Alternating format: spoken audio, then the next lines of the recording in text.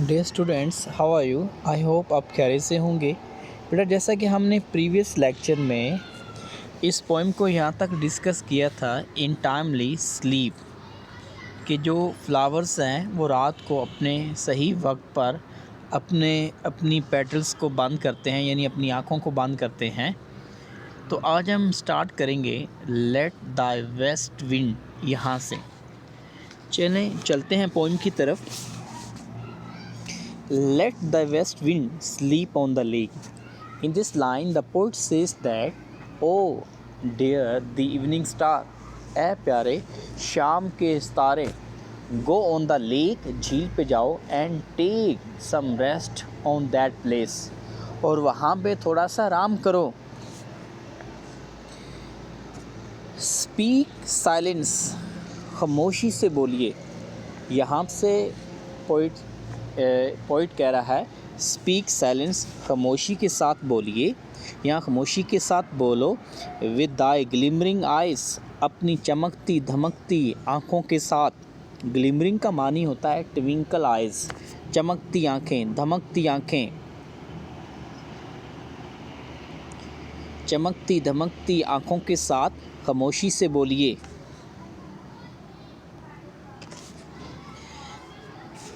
And wash the dusk with silver. With silver mean bright rays, अपनी चमकती हुई किरणों से गर्दो गुबार को धो दीजिए।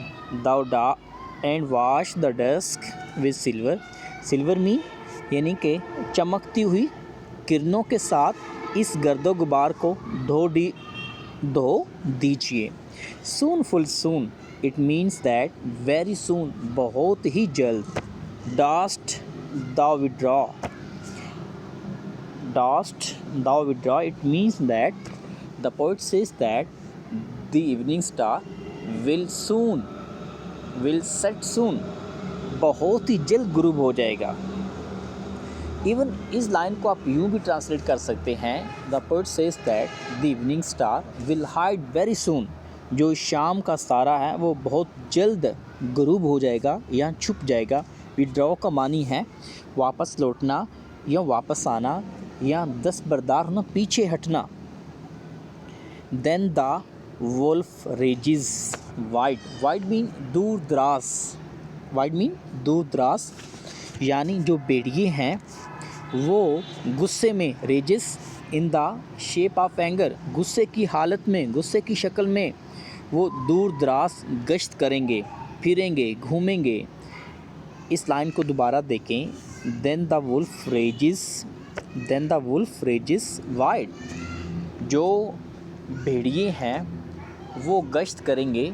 The wolves will roam over the countryside, all over the countryside in anger. Simple आप कह सकते हैं, यानी कि गुस्से की हालत में। रेज का मानी होता है गुस्सा, शदीद गुस्से की हालत में वो क्या करेंगे? शदीद गुस्से की हालत में वो दूर दराज तक, वसी और रीज़, दूर दराज इलाकों में क्या करेंगे? गश्त करेंगे या घूमेंगे। And the lion glares through the dun forest, और जो शेर हैं वो चमकती हुई आँखों में घने स्याह जंगलों में से गुज़रना शुरू कर देंगे। एंड द लायन और शेर, ग्लेयर्स का मानी होता है चमकती हुई आँखें, यानी उनकी आँखों का चमकना। थ्रू में से, द डन फॉरेस्ट, घने स्याह जंगल में से। The fleeces of our flocks are covered with thy secret dew. The fleeces से मुराद है यहाँ पे पश्म या ओनी बाल क्या होते हैं? और फ्लॉक्स, हमारी जो भेड़ें हैं उनके रेवड़ों के जो ओनी बाल हैं या पश्म हैं वो तेरे मुक़द्दस शबनम के कतरों के साथ ढके हुए हैं। प्रोटेक्ट देम विद दाइन मीन अपने, तेरे इन्फ्लुएंस, अपने असर से उन्हें बचा लीजिए। किन से बचाना चाहता है यहाँ पे शायर?